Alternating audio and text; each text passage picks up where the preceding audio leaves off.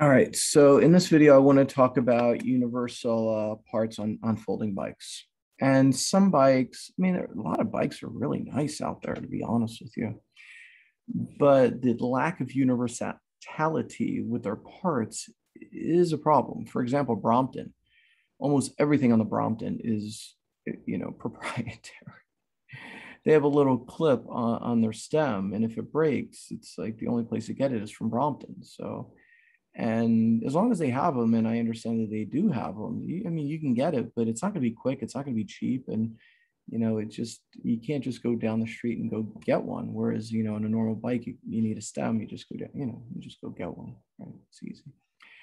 And so that's kind of a problem long term, especially if you're traveling, if you're, God only knows where, touring. I guess Europe's not a problem, but if you're touring across South America, that could be a problem. You know what I mean? So Brompton has a lot of proprietary parts. I mean, I love Bromptons. I think they're great in so many ways.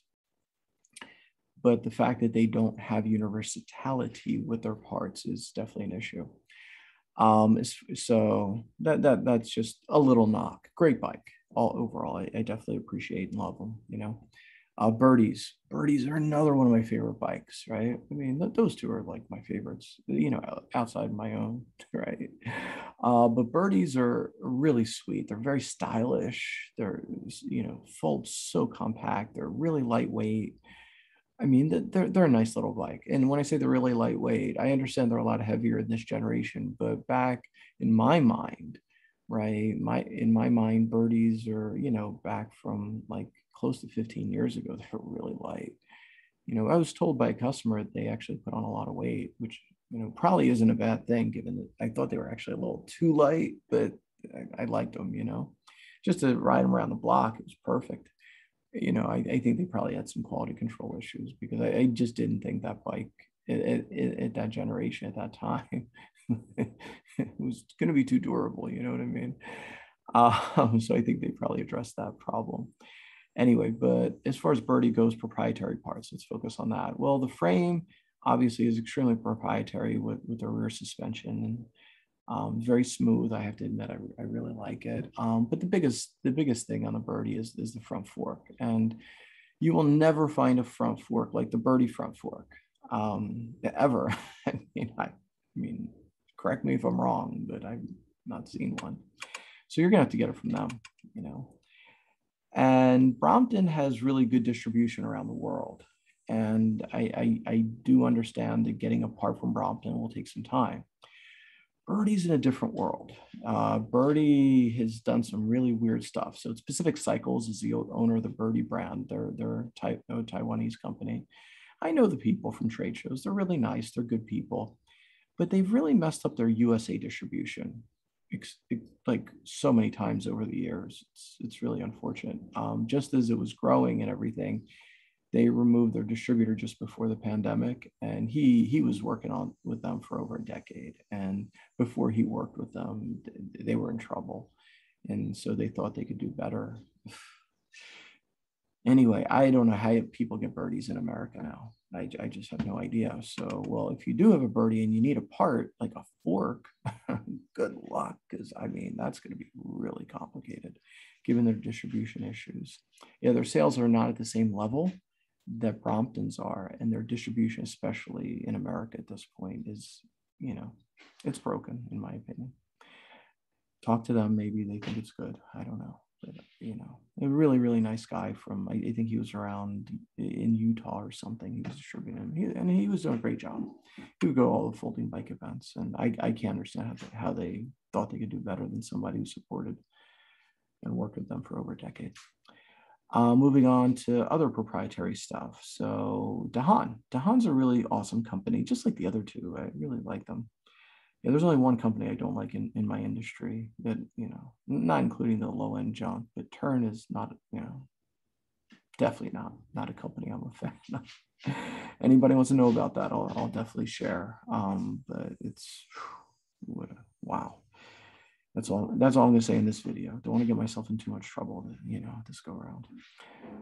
But Dahan, I really appreciate David Hahn, the founder. I sympathize with him. I know what happened with you know, his son. It's, wow. And I literally cried when I found out about that. You know, I literally cried. I couldn't understand how that could possibly happen. You know, it's really unfortunate. And I sympathize with him extensively, being a father.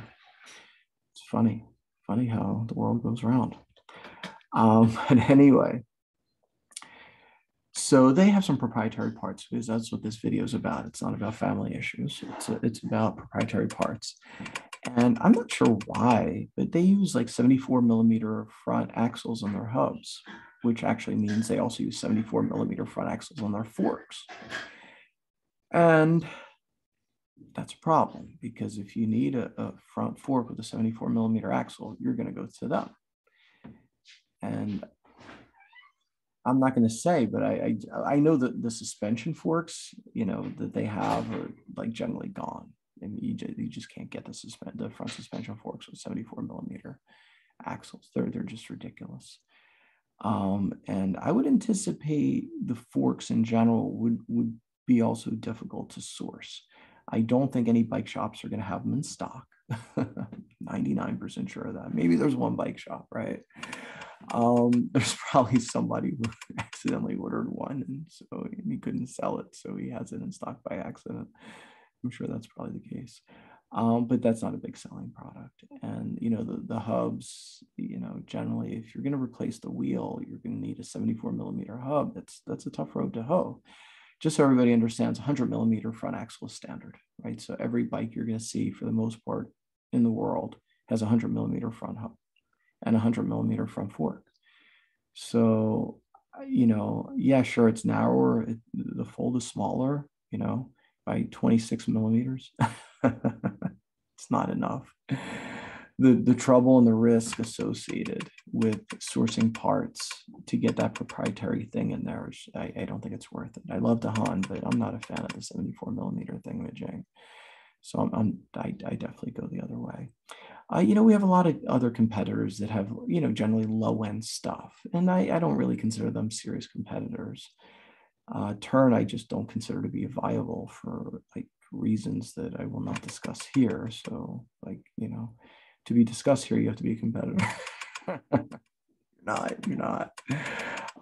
Yeah, the parts we use are generally universal. The front wheels we have are 100 millimeter. Just, you know, go to any bike shop, they're going to have stuff, replacement stuff. I mean, generally BMXs use 406 millimeter front wheels, and so it's just replaceable with our front wheels.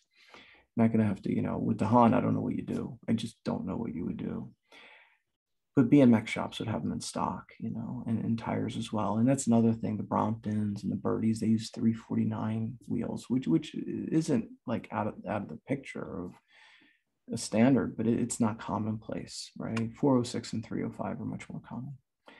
A millimeter for the wheels. So I mean, they use oddball sizes. So I don't know where you can get those wheels from. Hopefully you don't have to get them, you know. Hopefully, but no, we use standard stuff. We use 406 front and rear wheels. We use 100 millimeter axles up front, 135 in the back. You know, no big deal. It's all standard. So you can go anywhere, get all that stuff anywhere in South America, in Europe, in Australia, in America. You don't have to get it from us, you know, which is really kind of cool.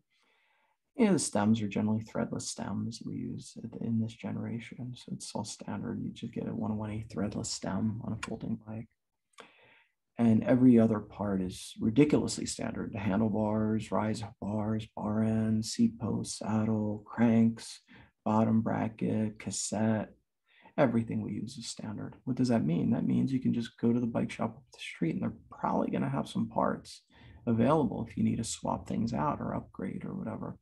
You don't have to order it and wait forever and pay high valuations. You can just, you know, just swap it out.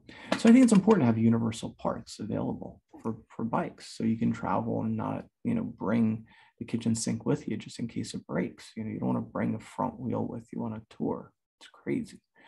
Literally, that's just, wow. I don't think it's a good idea. All right. Thank you for watching. Appreciate it.